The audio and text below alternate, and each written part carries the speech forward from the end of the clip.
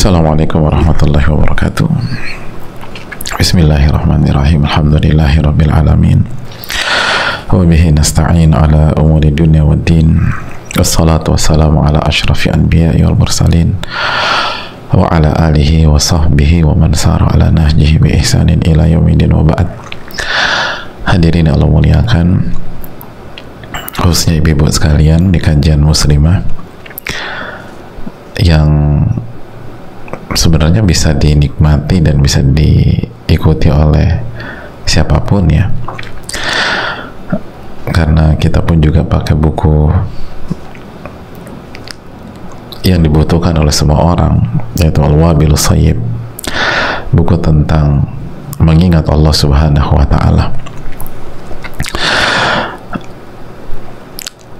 Tapi tentu saja konteks kajian kita adalah kajian muslimah, maka ibu-ibu dan para akhwat yang diprioritaskan. Oleh karena itu, semoga kita semua dijaga oleh Allah, semoga kita semua diberikan taufik untuk bisa bersyukur, khususnya bersyukur saat dikasih tambahan ilmu dan iman, karena itulah kunci kebahagiaan di dunia maupun di akhirat. Dan kita bersyukur kita bisa belajar langsung bersama salah satu pakarnya, yaitu Al-Imam Ibnul Qayyim rahimahullahu ta'ala dalam kitab Al-Wabil Shayyib, salah satu buku yang terbaik di bidangnya. Dan kita sedang menjelaskan tentang bagaimana pentingnya kedekatan seorang hamba dengan Allah sehingga menjadi kunci kebahagiaannya di dunia dan di akhirat. Oleh karena itu, bersyukurlah kepada Allah Jalla wa'ala, sebagaimana perkuat tauhid kita, syahadatain kita, lalu semangat kita dalam mengikuti Nabi SAW, dan juga jamaah sekalian, jangan lupa memperbanyak salawat dan salam kepada Rasulullah SAW, apalagi di hari Jumat seperti ini. Allahumma salli wa sallim mubarik wa an'im ala nabiyyina wa rasulina Muhammadin wa ala alihi wa sahbihi ajma'in wa ba'd. Hadirin Allah muliakan, kembali bersama kunci yang kedua ya, kita lagi bahas tentang kesabaran. Kunci yang kedua, kita membahas tentang kesabaran, dan kita sudah jelaskan bahwa sabar itulah cara merubah musibah menjadi anugerah. Musibah menjadi anugerah. Hal yang dibenci menjadi hal yang dicintai. Kuncinya apa? Tahan apa? Tahan jiwa dan nafsu ini agar tidak melakukan hal yang haram, tahan lisan dan jempol sekarang, dan juga tahan anggota badan dari maksiat. Kalau kita bisa tahan tiga hal ini, kita akan melihat keajaiban, hadirin, bagaimana musibah itu jadi anugerah. Tapi kalau kita nggak mau menahan, bukan nggak bisa ya, tapi nggak mau, karena Allah berfirman, la yukallifullahu nafsan illa wus'aha, Allah nggak membebankan seseorang kecuali sesuai dengan kemampuannya, maka musibah tidak akan berakhir dan tidak akan selesai, dan kita hidup bersama yang kita benci terus menerus. Nah, setelah kita mendapatkan resep yang luar biasa itu, mari kita lanjutkan pemaparan Al-Imam Ibnul Qayyim rahimahullah, semoga Allah merahmati beliau dan keluarga beliau. Beliau menyampaikan, ini penting sekali hadirin. Kata beliau rahimahullah, fa inna Allah subhanahu wa ta'ala lam yabtadihi liyuhlikahu, sesungguhnya Allah subhanahu wa ta'ala tidak memberikan musibah dan ujian kepada hambanya dalam rangka untuk menghancurkan hamba tersebut. Enggak. Ketika Allah memberikan kita musibah, ketika Allah memberikan kita ujian,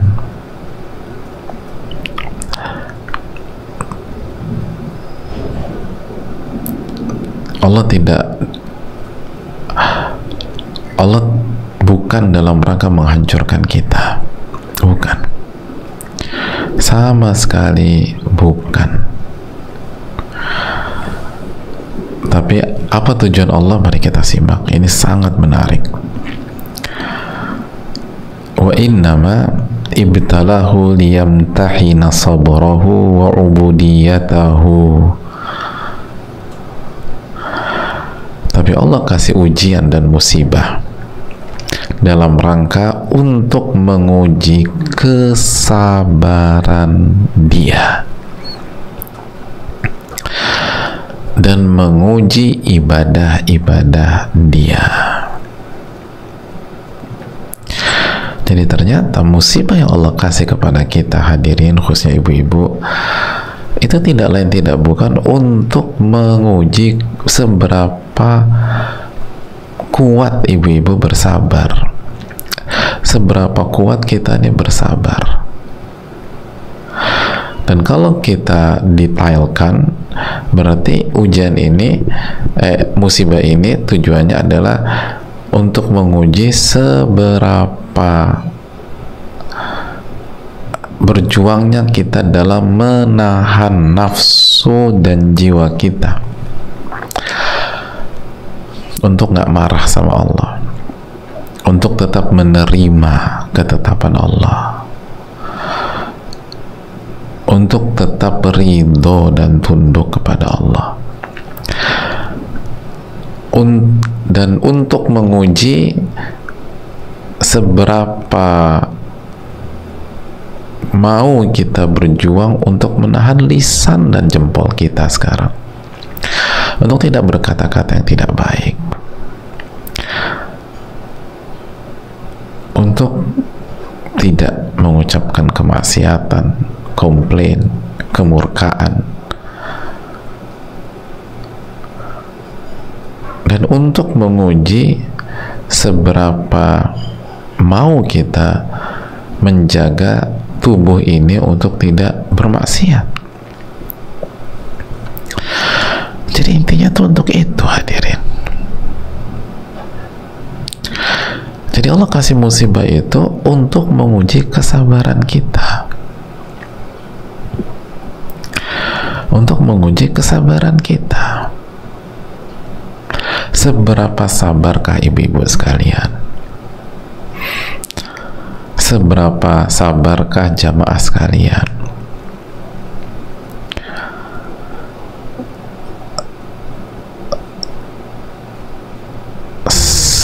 Sebulat apakah tekad kita untuk menahan lisan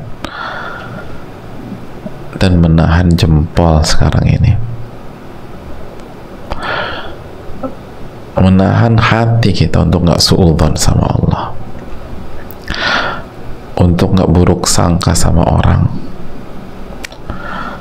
dan kalau ada apa-apa kita katakan qaddarallah wa ma syaa fa'al, qaddarallah, dan apa yang Allah inginkan itulah yang pasti akan terjadi.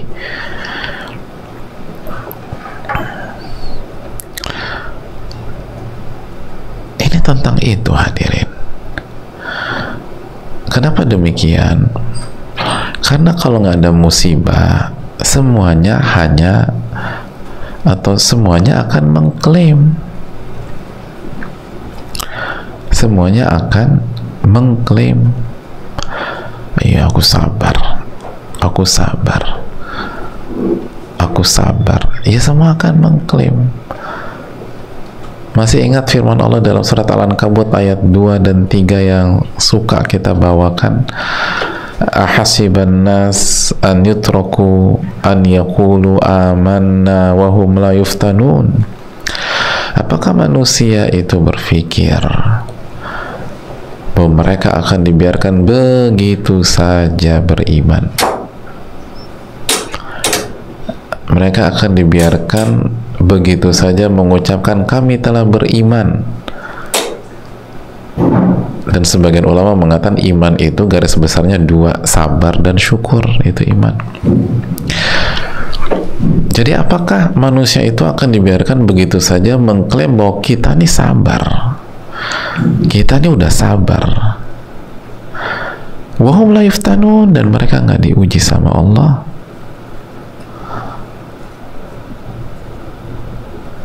Jadi apakah dengan gampang gitu kita bisa mengatakan kita sabar lalu nggak diuji gitu loh? Makanya kan hadirin Allah muliakan, Allah lanjutkan di ayat ketiganya, walaqad fatanna alladzina min qablihim, dan sungguh kami telah uji orang-orang sebelum mereka. Fala ya'lamanna Allahu alladzina sadaqu wa la ya'lamanna al-kadzibin. Sungguh Allah pasti melihat siapa yang jujur, dan Allah pasti melihat siapa yang berbohong. Begitu dikasih musibah, begitu Allah takdirkan kita terzolimi, akhirnya ada yang mengucapkan, kita ini udah sabar udah dari dulu ya, sekarang nggak bisa lagi. Ah, itu kan akhirnya nggak nahan gitu loh. Padahal kalau orang sabar itu nggak ada batas sampai mati, hadirin. Wa'budu rabbaka hatta ya'tiyakal yaqin, dan beribadahlah kepada Rabb kalian sampai datang kematian. Surat Al-Hijr ayat terakhir. Sebagaimana sabar itu bukan berarti diam ya, bukan berarti pasif. Sabar itu tetap on track, hadirin. Kita menahan jiwa dan nafsu kita, kita menahan lisan, kita menahan anggota tubuh agar tetap di jalan Allah. Bisa artinya kita cooling down, kita diam, bisa jadi artinya kita melangkah dan membuat manuver, tapi apapun itu selalu di atas jalan Allah Subhanahu wa ta'ala. Itu poinnya. Jadi ternyata Allah memberikan musibah kepada kita semata-mata untuk menguji kesabaran kita, hadirin. Jadi ketika ada orang bilang, sampai kapan aku harus bersabar Pak Ustadz? Itu inti ujiannya, itu inti tujuan musibah itu tuh ini. Maka jangan terperangkap sama syaitan. Aku udah lelah untuk bersabar Ustadz, itu intinya. Capek sekali, capek ya, tapi itulah tujuannya. Liyamtahina sabrahu, kata para ulama.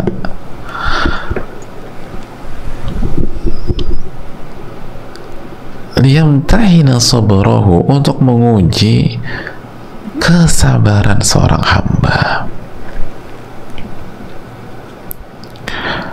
untuk menguji kesabaran seorang hamba. Sejauh mana hamba itu mengamalkan surat Ali Imran ayat terakhir, ya ayyuhalladzina amanu sabiru wasabiru warabitu wattaqullaha la'allakum tuflihun.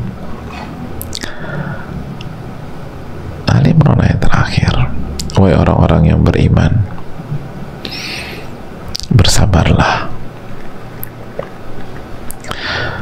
dan kuatkan kesabaran Anda, menangkan persaingan dengan kesabaran, dan tetap berada di garis bertakwa. Agar apa? Agar kalian beruntung. Itu agar kalian beruntung.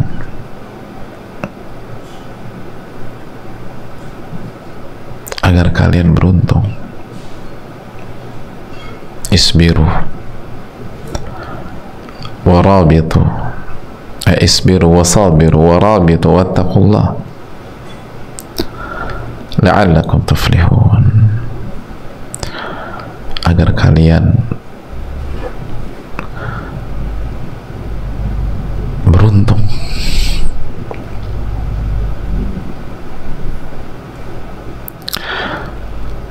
Agar kalian beruntung, hadirin Allah muliakan.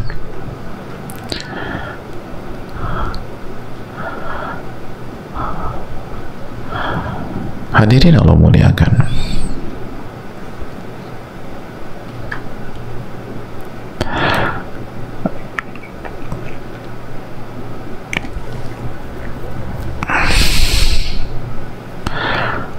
Masih ingat firman Allah dalam surat Al-Ma'arij ayat 5, surat ke-70 ini, di ayat ke-5, ketika Allah memerintahkan fasbir sabran jamila,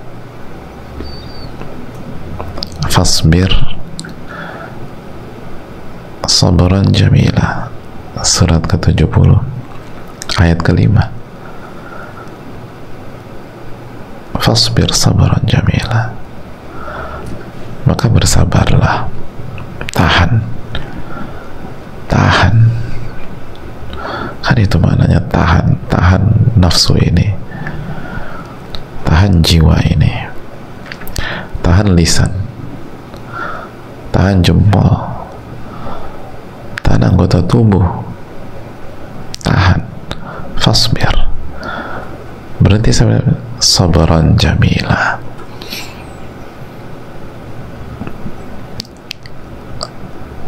dengan kesabaran yang begitu cantik.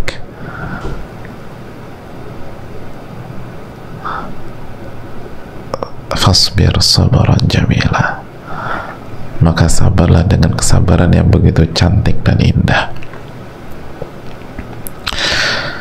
Jadi ibu-ibu tuh diminta bukan hanya cantik secara fisik, bukan hanya cantik secara penampilan, secara wardrobe, bukan hanya cantik secara outfit, tapi yang terpenting dari itu semua, sabarnya harus cantik.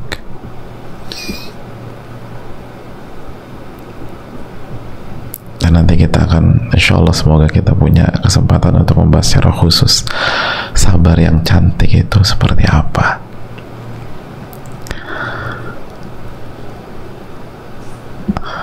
Tapi poinnya adalah ketika tidak ada musibah dan ujian, atau ketika tidak ada musibah,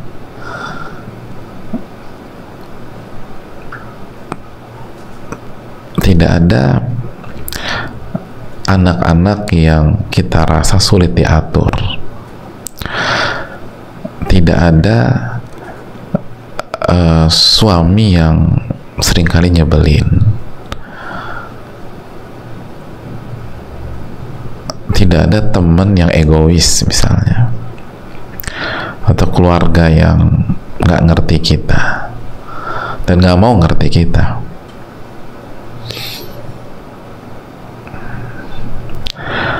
Terus bagaimana sabar kita teruji, jamaah?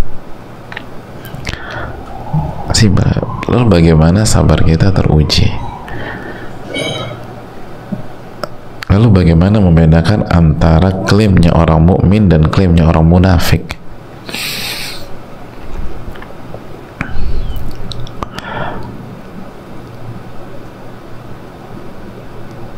Semua itu akan terlihat dengan musibah demi musibah tersebut, akan terlihat dengan terzolimi dan terzolimi lagi, akan terlihat dalam menyikapi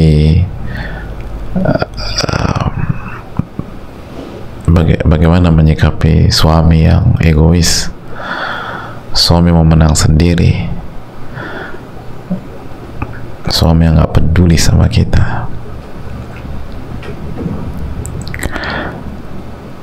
dan nggak pernah ngerti perasaan kita. Atau itu akan terlihat pada keluarga yang alih-alih membantu kita ketika kita susah hari ini, tapi justru cuek, bahkan mungkin memamerkan kekayaannya di atas kesulitan dan kemiskinan kita. Jadi Allah Subhanahu wa ta'ala memberikan musibah itu bukan untuk menghancurkan, bukan. Ini jangan pernah lupa kaidah ini. Allah memberikan musibah bukan untuk menghancurkan kita, tapi untuk menguji kesabaran kita dan ibadah kita, untuk menguji kesabaran kita.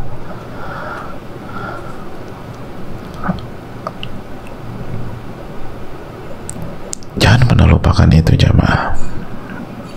Karena jangan sampai musibahnya udah berat, kita gagal paham dan disorientasi, salah nangkep pesan. Artinya udah jatuh ke timah tangga, katanya gitu, nggak dapet poinnya, akhirnya tersiksa terus.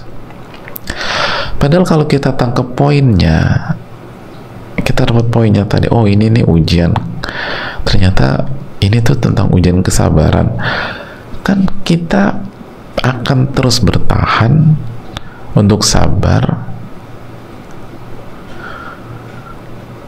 Lalu yang terjadi apa tadi itu? Akhir surat Al-Imran, la'allakum tuflihun, agar kalian jadi orang-orang yang beruntung. Maka berikutnya yang ada adalah keberuntungan demi keberuntungan,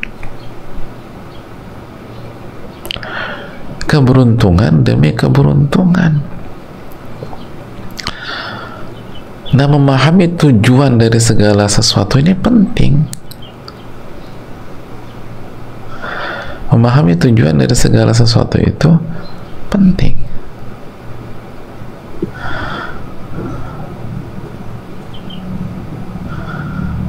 Itu hadirin.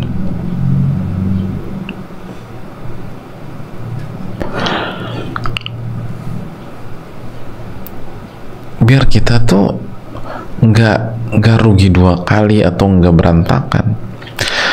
Contoh ya, orang tuh berpikir ketika dia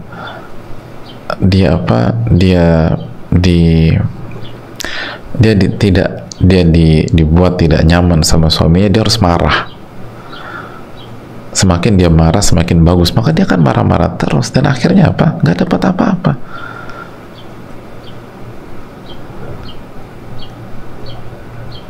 Oh, dia harus ngamuk, kalau nggak nanti suaminya akan jauh dari dia.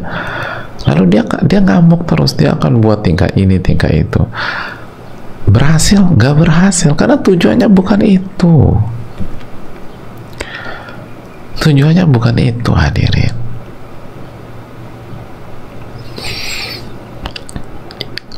Yang punya hati suami kita tuh Allah, gitu aja deh. Yang punya hati anak-anak kita tuh Allah. Kenapa kita diuji dengan mereka? Ingin menguji kesabaran kita. Ingin menguji kesabaran kita. Jadi daripada melakukan hal-hal yang gak efektif, marah-marah, posting biar dunia semua tahu, dan akhirnya masalah tambah ribet kan? Memang selesai? Enggak, karena tujuannya untuk menahan. Anda kok justru ngebuka. Tujuannya kan untuk menahan lisan. Kenapa lisan dan jempol anda fasihkan di dunia atau di sosial media? Berarti kan alih-alih dapat manfaat justru dapat masalah. Kalau tujuannya agar siapa yang marahnya paling jago, marah aja ibu-ibu. Kalau tujuannya agar siapa yang paling heboh, heboh aja.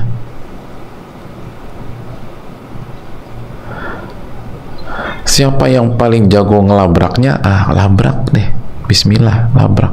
Kalau tujuannya untuk itu. Tapi tujuannya bukan untuk itu. Dan yang menciptakan kehidupan kita ini Allah Subhanahu wa ta'ala. Allah, bukan kita. Jangan pakai logika kita.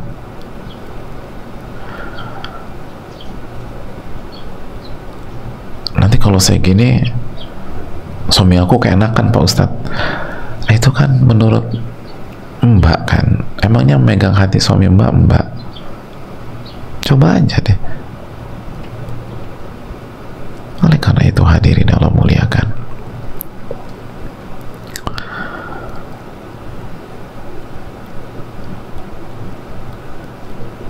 semua ini dari Allah Tabaraka wa ta'ala. Allah yang punya alam semesta, itu yang kita baca setiap hari.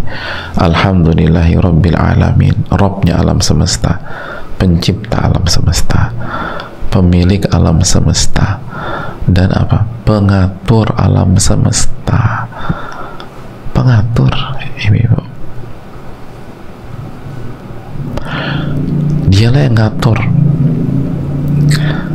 Dan apa yang kita alami itu bagian dari aturan Allah. Untuk apa? Liyamtahina sabrahu, untuk menguji kesabaran seseorang. Menguji kesabaran seseorang. Jadi selalu fokus dan minta pertolongan kepada Allah.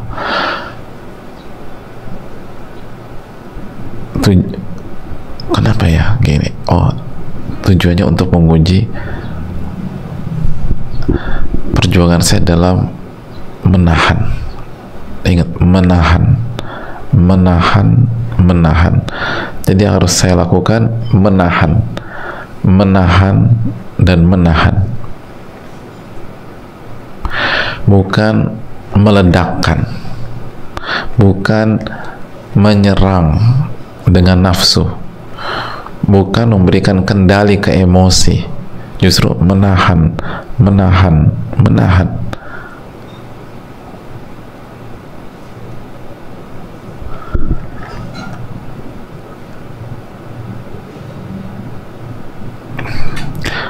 Enggak, pokoknya gue harus WA nih orang. Tanya ketika kita mau WA dia, itu nafsu atau cari kebenaran?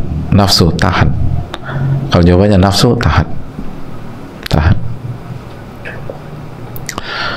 Kita mau marah sama anak kita, tanya diri kita, ini nafsu atau mendidik? Oh, nafsu, tahan lagi, tahan.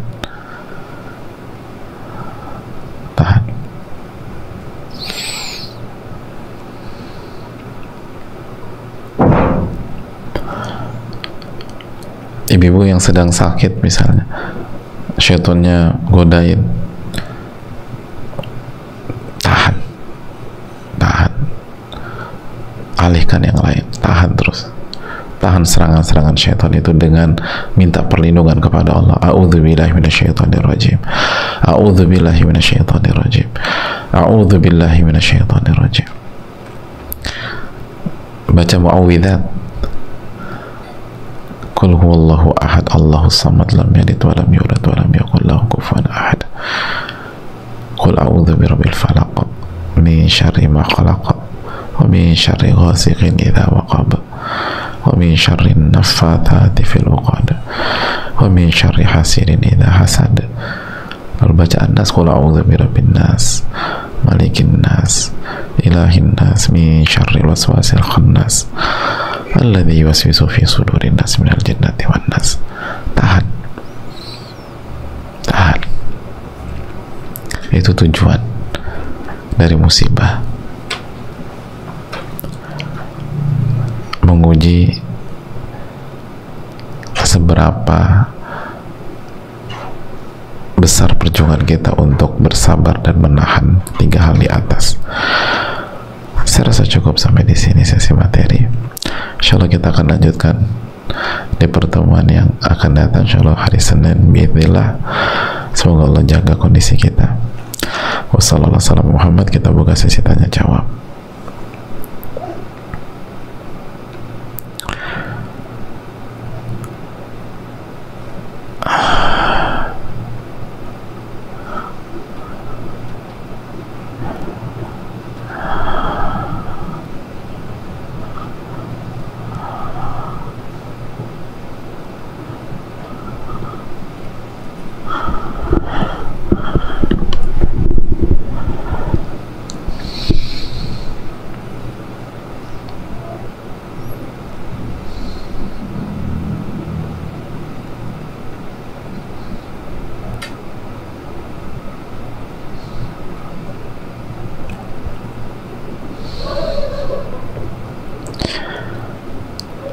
Assalamualaikum warahmatullahi wabarakatuh. Waalaikumsalam warahmatullahi wabarakatuh. Semoga Allah rahmati Ibnul Qayyim dan orang yang beliau cintai. Semoga Allah menjaga Ustadz, keluarga, tim, dan seluruh kaum muslimin dimanapun berada. Amin ya rabbal alamin. Begitu juga yang bertanya. Izin bertanya Ustadz, sahabat saya seorang akhwat qadarullah diuji dengan penyakit epilepsi. Alhamdulillah di'afani mimma btalaha bihi wa faddalani ala katsiri mimman dakhala tafdila. Masya Allah, beliau begitu sabar dan ridho menghadapi ujian ini. Masya Allah, tabarakallah. Hanya saja beliau sering bingung dengan ikhtiar pengobatannya. Suami beliau meyakini ini adalah penyakit ain karena suaminya begitu mengagumi beliau.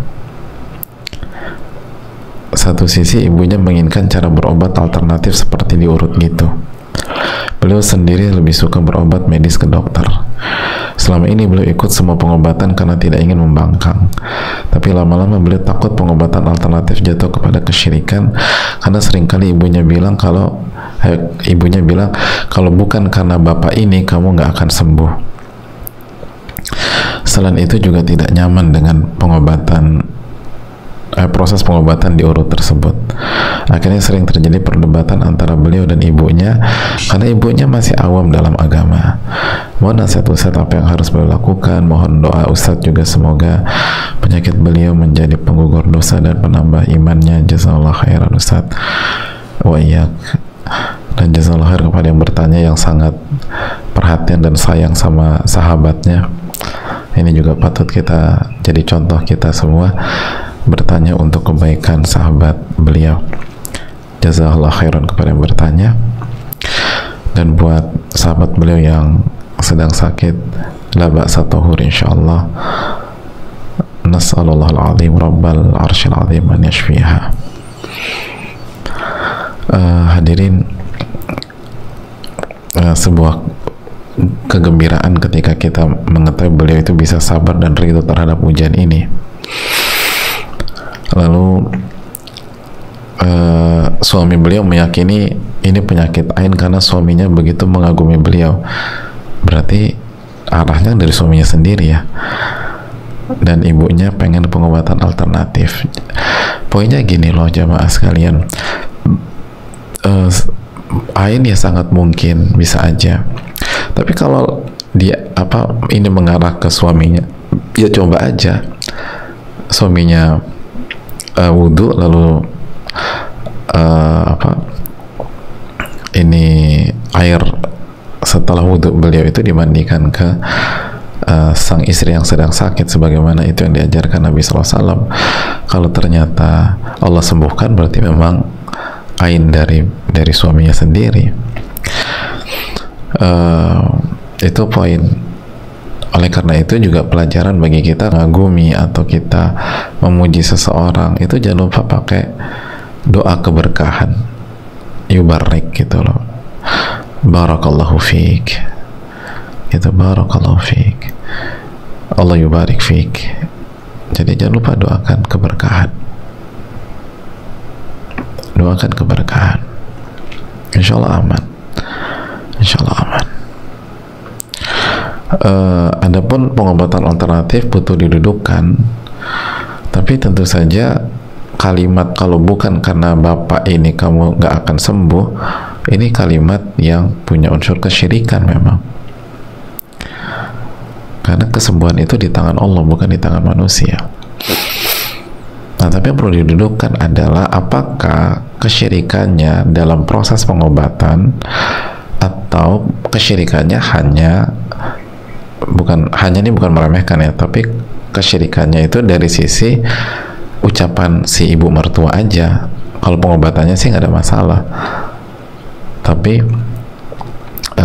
si ibu kesyirikannya ada pada kalimat ibu mertua.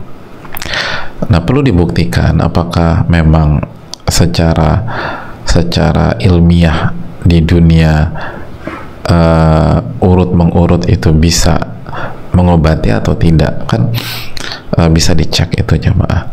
Lalu juga kalau ingin diurut, upayakan diurut sama ahli yang wanita. Kalau kita wanita, kalau laki-laki yang ahli laki-laki, usahakan semaksimal mungkin dulu.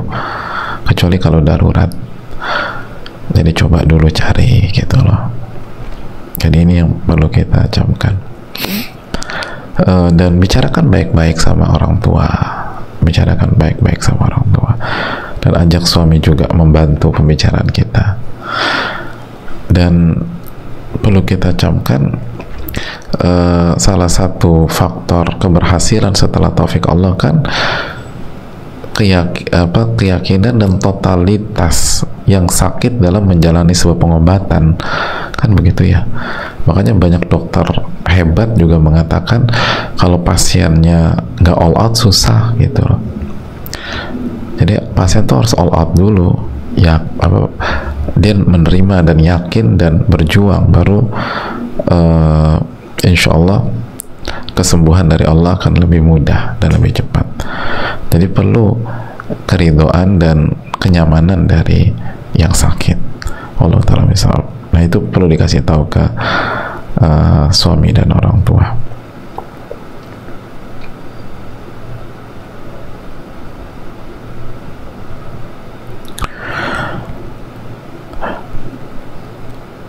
Assalamualaikum warahmatullahi wabarakatuh. Waalaikumsalam warahmatullahi wabarakatuh. Semoga alhamdulillah wassalatu wassalamu ala rasulillah. Semoga Allah senantiasa menjaga Ustadz dan keluarga beserta tim secara khusus dan seluruh kaum muslimin secara umum. Semoga Allah memberikan kita ilmu yang bermanfaat dan menjauhkan kita dari ilmu yang tidak bermanfaat, serta menerima setiap amal ibadah kita. Allahumma amin amin ya rabbal alamin. Dan jangan lupa doakan Imam Ibnul Qayyim rahimahullah.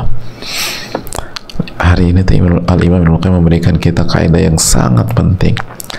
Ternyata Allah kasih musibah bukan untuk menghancurkan kita, bukan untuk menghancurkan kita, tapi untuk menguji kesabaran kita. Itu kan mahal banget hadirin. Ini untuk ujian kesabaran, bukan untuk menghancurkan. Jangan lupa doakan beliau. Ahsanallahu ilaikum wa iyaki. Izin bertanya Ustaz, apakah kita dibenarkan mengira tentang apa yang terjadi pada diri kita? Misalnya saat kita mendapatkan sesuatu yang tidak mengenakan, kita berkata mungkin ini adalah hukuman dari dosa-dosaku. Di sisi lain, bukankah hanya Allah yang mantau tentang apa yang terjadi pada hambanya? Apakah musibah itu merupakan ujian ataukah sebagai hukuman baginya? Mohon pencerahan Ustaz, jazakallahu khairan. Ya, terima kasih. Kita udah jelaskan bahwa ini adalah ujian kesabaran. Nah, di sisi lain juga Allah yang Maha Tahu, Allah yang wa ma asabakum min musibatin fabima kasabat aydikum. Apapun yang menimpa kalian itu ada andil dari kesalahan kalian gitu loh. Jadi ada andil dosa. Jadi ini bukan mengira-mengira lagi, ini Allah sudah firmankan. Tapi ini bukan kartu mati gitu loh. Jadi kita banyak istighfar, banyak bertaubat, minta ampun sama Allah Subhanahu wa taala. Insya Allah ini akan menjadi kebaikan. Andil kesalahan dan dosanya, maka dia akan beristighfar, otomatis dosanya insya Allah akan hilang. Lalu dia akan introspeksi diri, lalu dia akan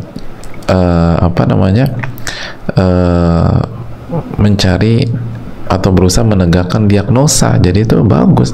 Jadi bisa jadi penyakit hati atau dosa yang mungkin udah belasan tahun, udah puluhan tahun, itu terungkap karena ada musibah. Kalau nggak ada kejadian ini, dia nggak akan pernah tahu penyakit dia selama ini. Ini pelajaran besar hadirin. Karena ada banyak kasus demikian. Ada banyak kasus gitu. Ini kenapa ya penyakit ini tuh harusnya nggak membuat seseorang drop gitu, tapi kenapa dia itu lebih drop daripada yang lain? Oh, ternyata dia punya masalah dengan gula. Oh, ternyata tensinya tinggi. Oh, ternyata ada masalah dalam dirinya. Jadi penyakit ini hikmahnya adalah membuat seseorang itu tahu masalah dan penyakit yang selama ini ada dalam dirinya.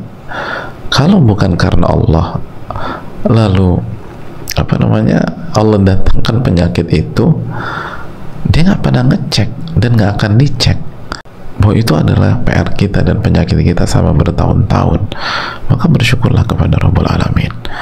Wallahu ta'ala bishawab.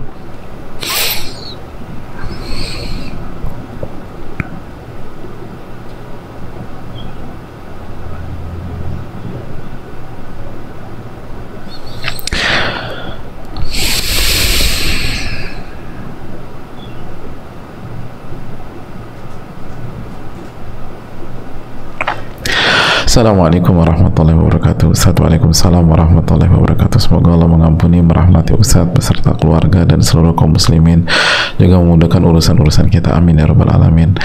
Jamaah jangan lupa doakan Al-Imam Ibnul Qayyim rahimahullah. Terima kasih. Ustadz, saya memiliki seorang ibu yang belum lancar dalam membaca Al-Quran.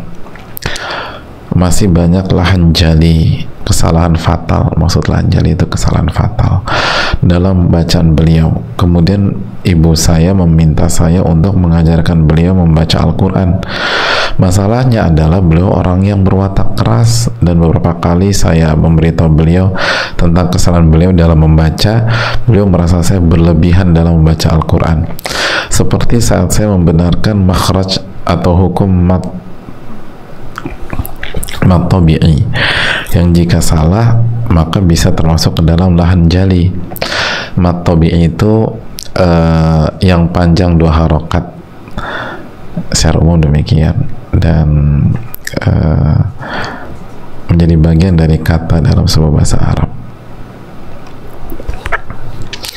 satu jenis mat ya, yang kalau salah baca berubah makna gitu. Kalau mat tabi'i nggak dibaca mat, itu maknanya berubah. Jika akhirnya tak jarang kami berdebat Ustadz, karena ibu saya kadang tidak percaya dengan apa yang saya katakan. Saya takut saya kebablasan marah saat mengajari beliau Ustadz. Jadi saya memutuskan untuk tidak lagi mengajari beliau dan menyarankan beliau untuk mengaji dengan guru lain. Apakah tindakan saya ini benar Ustadz? Jazakallahu khairan wa barakallahu fikum. Ya, terima kasih atas pertanyaan. Ya, ini memang dinamika jamaah.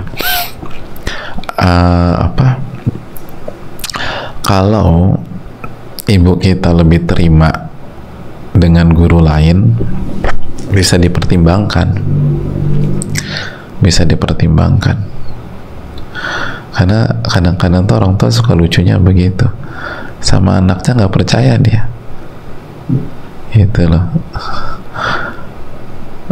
Karena di mata dia anaknya tetap anak kecil aja, gitu loh, tapi sama yang lain percaya, gitu. Ada teman tuh dokter gigi, orang tuh nggak percaya sama dia.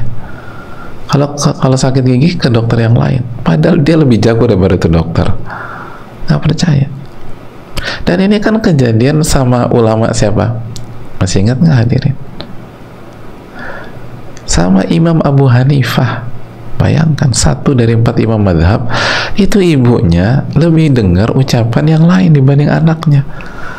Terus apa yang dilakukan Imam Abu Hanifah? Diantarin ibunya, diantarin sampai ibu mau nanya siapa sih, mau nanya, oke, kita datang ke sana. Sampai orang itu tuh bingung, ya Allah, ini depan saya ada Imam Abu Hanifah, kenapa nanya saya? Kata Imam Hanifah, udah jawab aja. Bahkan dibocorin sama Imam Hanifah, jawabnya gini.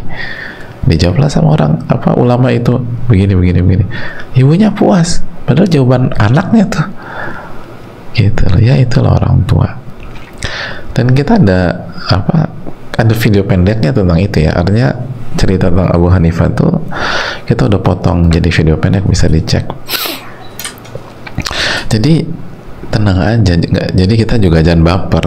Imam Abu Hanifah ngalamin yang kita alami juga, dan beliau santai aja. Jadi yang penting ibu ridho, ya terserahlah. Makanya parameternya bukan ganti atau nggak ganti, ibu ridhonya sama siapa. Kalau ibu ridhonya sama kita, ya udah. Tapi nanti aku dibantah, ya udah, sabar aja. Yang penting kan birrul walidainnya, bukan hasilnya, gitu loh. Sabar udah. Ini lihat ujian kesabaran, seberapa berjuang kita menahan amarah sama orang tua kita sendiri. Ini ujian kesabaran. Terapkan dong kaidah kita. Adapun ini karena nafsu kita juga, udah ibu sama yang lain aja, padahal ibu kita pengennya sama kita, kan durhaka kita, hadirin. Kecuali kalau ibu kita emang pengen sama orang, udah sama orang lain aja, ya udah ikutin gaya imam madhabnya Abu Hanifah sama ibunya, udah cari, yang penting ibu senang gitu ya. Ya udah nikmatin aja, coba. Allah ta'ala bisawab.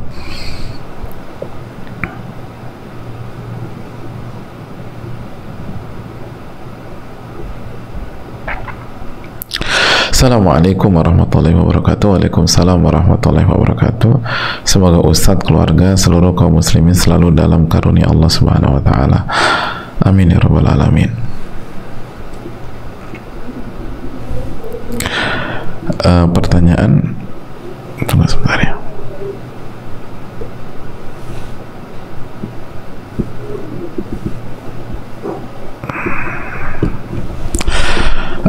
Assalamualaikum warahmatullahi wabarakatuh. Waalaikumsalam warahmatullahi wabarakatuh. Semoga Ustadz, keluarga, seluruh kaum muslimin selalu dalam karunia Allah. Amin ya rabbal alamin. Dan jangan lupa mendoakan Imam Nawawi, semoga Allah merahmati beliau. Semoga Allah merahmati beliau. Hadirin Allah muliakan,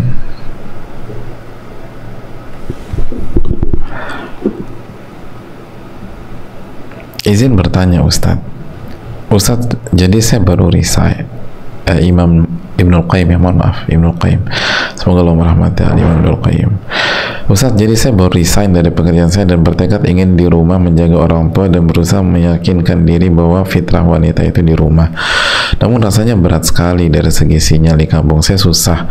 Akhirnya saya tidak bisa ikut kajian rutin, ikut kelas tahsin via Zoom dan lain-lain. Itu menyebabkan saya futur, bukan fitur. Kalau fitur malah lain lagi. Saya futur, bukan fitur. Dan sakit hati terhadap keadaan dan kadang merasa kurang dari segi finansial. Bagaimana ya Ustadz? Apakah saya hamba yang tidak bersyukur atau memang ini ujian akan niat saya tadi? Mohon nasihatnya Ustadz, jazakallahu khairan, barakallahu fikum. Hadirin Allah muliakan, salah satu hal yang perlu kita camkan bersama-sama,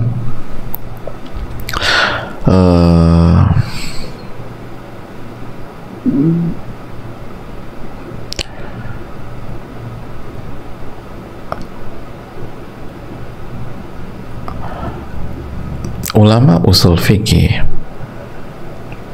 pernah menjelaskan bahwa kita itu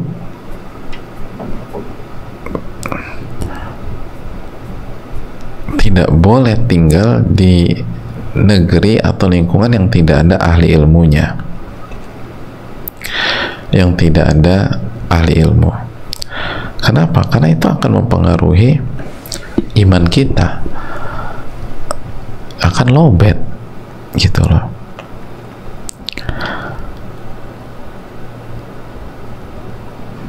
Akan lowbat.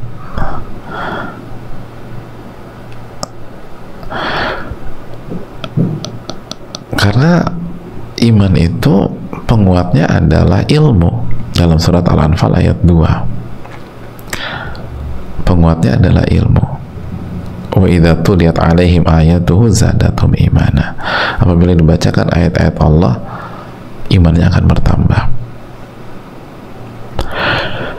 Walaupun ya, hukum ini adalah hukum klasik, dan para ulama usul fikih kontemporer menyatakan zaman sekarang itu sudah bisa di cover dengan teknologi, media, internet, sosial media, dan lain-lain. Bahkan sekarang seseorang di berbeda benua ada yang lebih mudah mengakses ahli ilmu dibanding yang tinggal satu kota. Itu hadirin, padahal beda benua, karena bisa nelpon, bisa WA, bisa segala macam, dan hubungannya baik. Nah, tapi poinnya adalah nggak apa-apa kita berbakti sama orang tua dan seterusnya, tapi akses ilmu tuh harus, hadirin, dan usahakan rutin, dan coba kita perjuangkan doa sama Allah Subhanahu wa taala gitu, karena ujian hidup kita rutin, maka obatnya pun juga harus rutin, imunnya tuh harus rutin juga, imun booster. Nah itu harus rutin, kalau nggak lemah. Makanya ilmu yang bermanfaat ini penting jamaah sekalian. Itu insya Allah kalau dengan ilmu terus dikasih rutin, insya Allah kita lebih tenang. Ingat, innallaha idza ahabba qauman ibtalahum. Allah tuh kalau menyayangi hambanya, Allah akan uji. Dan ingat bahwa birrul walidain itu berkah, hadirin. Uwais Al-Qarni itu yang membuat beliau nggak bisa kemana-mana itu karena merawat ibunya, dan itu salah satu faktor beliau menjadi tabi'in terbaik. Jadi ini yang perlu kita camkan bersama-sama. Wallahu ta'ala bishawab.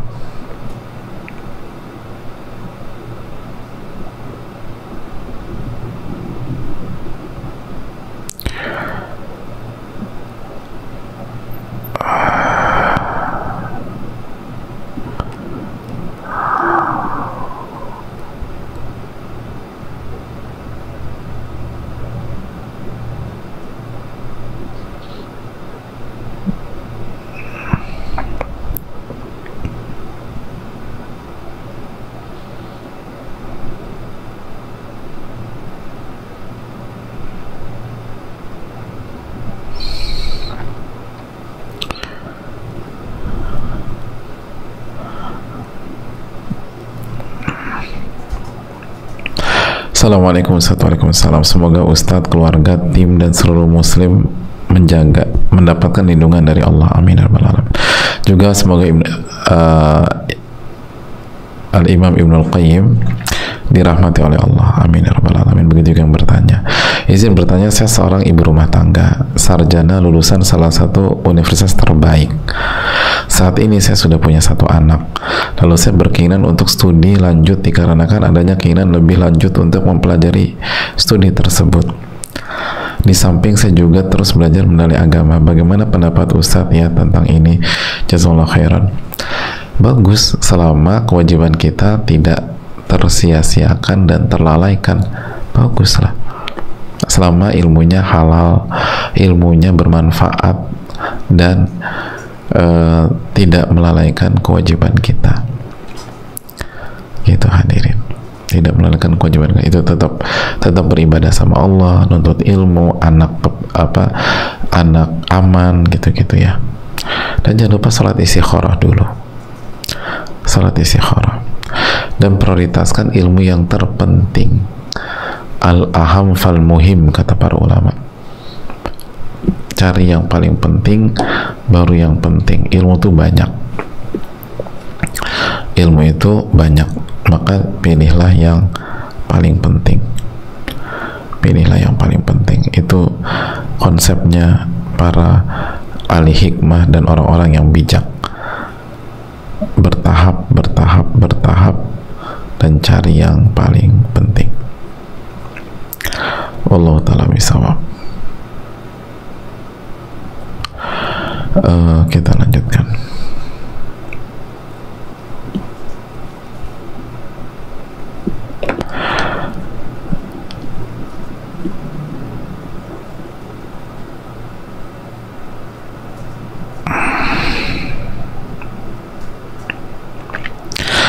Assalamualaikum warahmatullahi wabarakatuh. Ustadz, waalaikumsalam warahmatullahi wabarakatuh. Semoga Ustadz dan tim selalu dilindungi Allah, dirahmati Allah. Begitu juga kaum muslimin, dan terima kasih kepada Imam Ibnul Qayyim atas ilmu. Semoga diberikan pahala berlipat. Amin ya rabbal alamin. Mohon nasihatnya Ustadz, saya ibu rumah tangga sejak 5 tahun yang lalu. Ibu rumah tangga sejak 5 tahun yang lalu. Sebelumnya saya bekerja. Saat ini anak saya sudah berumur 8 tahun. Sekarang saya lagi tergoda untuk kembali mendaftar kerja karena mungkin kejenuhan mengurus rumah saja dan anak. Kebetulan saat ini sedang ada pembukaan CPNS. Saya ingin bekerja lagi. Ustadz, mohon nasihatnya agar saya tetap istiqomah menjadi ibu rumah tangga. Jazakallahu khairan. Hadirin Allah muliakan, beliau sampaikan 5 tahun ini jadi berumah tangga, dulunya sempat bekerja di tempat yang haram, terus sekarang jenuh pengen kerja lagi. Yang pertama, salah satu hal yang perlu kita tanyakan ke diri kita kalau kita mau melakukan sebuah keputusan atau langkah adalah why factornya tuh apa, mengapa, apa niatnya, apa motifnya. Dan jangan melakukan sebuah langkah besar hanya karena kita jenuh, apalagi jenuhnya itu ngurus rumah dan anak yang merupakan inti dari atau prioritas dari seorang wanita. Wal mar'atu ra'iyatun wa mas'ulatun an baiti zawjiha wa auladi. Wanita itu pemimpin dan penanggung jawab dan akan ditanya tentang masalah rumah dan anak-anak. Dan hadirin yang Allah muliakan, sama anak-anak tuh nggak boleh jenuh. Ada banyak keindahan, ada banyak kenikmatan, ada banyak cerita-cerita menarik di setiap hari bersama mereka. Berat memang, tapi berat itu bukan berarti jenuh. Berat memang, tapi bukankah ada pertolongan Allah? Berat memang, tapi bukankah hal yang berat kalau dijalani dengan keikhlasan dan keridhaan itu menjadi jauh lebih mudah? Ada banyak wanita itu berharap bisa dibuat ribet dan capek oleh anaknya, tapi Allah belum kasih amanat tersebut. Maka bersyukurlah kita. Dan ada banyak ibu yang menyesal meninggalkan anaknya. Ada banyak ibu yang sekarang hanya bisa gigit jari karena anak yang tidak beliau didik pada saat anak itu kecil dan remaja sekarang durhaka kepada dia. Karena anak yang tidak ia didik dengan agama dan iman tersebut sekarang melupakan dan meninggalkan dia. Dan kalau kita mau wawancara banyak banget ibu-ibu seperti itu, maka jangan ulang kesalahan mereka. As-sa'id man wa'idha bi ghairihi. Orang yang bahagia itu orang yang mengambil pelajaran dari pengalaman orang lain, sehingga dia tidak harus jatuh dulu untuk merasakan sakit. Kalau capek jenuh gimana? Kuatin zikir, hadirin, kuatin zikir. Masih ingat ketika Fatimah radhiyallahu ta'ala anha mengeluh capek, apa yang diajarkan Nabi SAW? Zikrullah, berzikir kepada Allah, dan zikir itu menambah kekuatan. Dan ada banyak yang bisa dieksplor, ada banyak ilmu yang kita belum pelajari tentang mendidik anak. Hunting itu berarti kita ini belum kreatif nih. Buat atau jadikan hari-hari kita hari-hari yang kreatif. Buat permainan yang menyenangkan, yang seru, yang edukatif, yang penuh dengan iman, gitu loh. Ngobrol dengan mereka, bicara dengan mereka. Aduh, rugi banget lah coba sekalian, sangat-sangat rugi. Dan ingat, al jaza min jinsil amal, balasan itu tergantung jenis perbuatan. Balasan kita bosan dengan dia, nanti ada suatu waktu dia bosan dengan kita. Na'udzubillah. Dan pernah lupa itu. Jika kita meninggalkan dia karena bosan, maka nanti ada suatu waktu dia meninggalkan kita karena dia bosan dengan kita. Dan sebaliknya, kalau kita sabar dan kita minta pertolongan sama Allah, lalu kita pelajari ilmunya, maka nanti ada suatu waktu anak-anak kita akan sabar ngadepin kita. Dan ketika setan ganggu dengan kejenuhan, bukannya dia menjauh, tapi dia akan mempelajari ilmunya agar terus bersama dengan kita. Wallahu ta'ala bishawab. Minta pertolongan kepada Allah.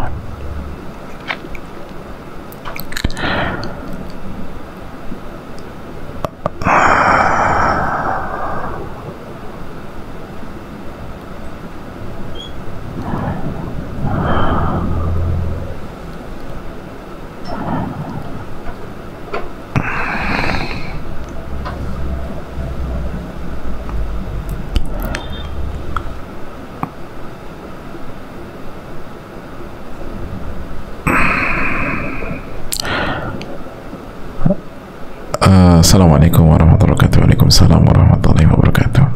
Semoga Allah merahmati Imam Ibnul Qayyim, dan semoga Ustadz, keluarga, tim, serta semua kaum muslimin diampuni dosa-dosanya serta dirahmati dan senantiasa diberikan kesehatan oleh Allah. Amin ya rabbal alamin.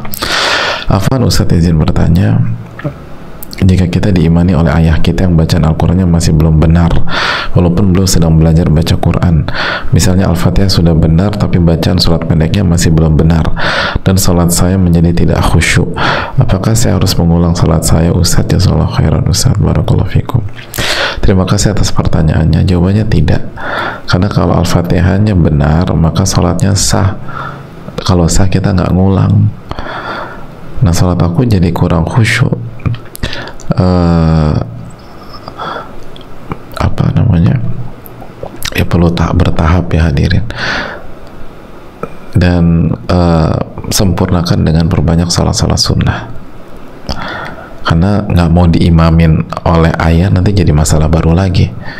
Jadi sudah, alhamdulillah salatnya sah, dan terimalah bahwa ini proses belajar, dan memang tidak nyaman, tapi nanti kita perbaiki dengan sujud kita, ruku kita, dan gerakan yang lain, lalu dengan salat-salat sunnah kita. Wallahu ta'ala a'lam bishawab. Saya rasa cukup sampai di sini. Jazakallahu khairan. Terima kasih banyak atas atensi dan perhatian jamaah sekalian, khususnya ibu-ibu, dan semoga Allah menjaga kita semua dan memberikan pahala yang besar, menerima amal ibadah kita, dan memberikan kita ilmu yang bermanfaat. Terakhir, bahwa Allah memberikan musibah kepada kita bukan untuk menghancurkan kita, tapi untuk menguji kesabaran dan ibadah kita. Kita insya Allah akan lanjutkan mempelajari buku ini di pertemuan berikutnya insya Allah ta'ala. Subhanakallahumma wa bihamdika, la ilaha illa anta, astaghfiruka wa atubu ilaik. Assalamualaikum warahmatullahi wabarakatuh.